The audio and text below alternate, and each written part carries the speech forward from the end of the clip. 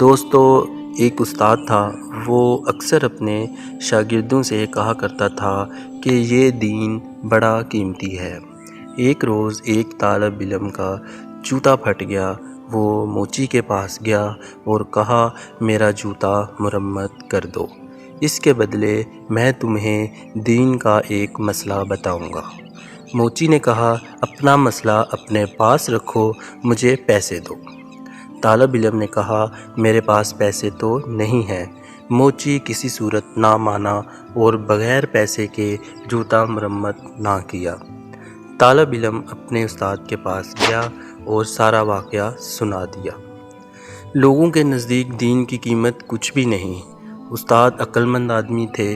طالب علم سے کہا، اچھا تم ایسا کرو، میں تمہیں ایک موتی دیتا ہوں، تم سبزی منڈی میں جا کر اس کی قیمت معلوم کرو۔ وہ طالب علم موتی لے کر سبزی منڈی پہنچا اور ایک سبزی فروش سے کہا، اس موتی کی قیمت لگاؤ۔ اس نے کہا، تم اس کے بدلے یہاں سے 2-3 لیموں اٹھا لو، اس موتی سے میرے بچے کھیلیں گے۔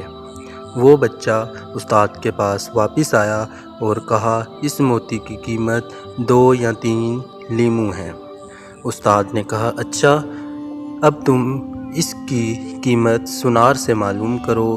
وہ گیا اور پہلی ہی دکان پر جب اس نے موتی دکھایا تو دکاندار حیران رہ گیا۔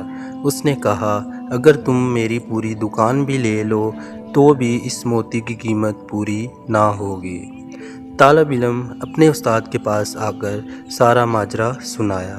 استاد نے کہا، بچے، ہر چیز کی قیمت اس کی منڈی میں لگتی ہے، دین کی قیمت اللہ کی منڈی میں لگتی ہے۔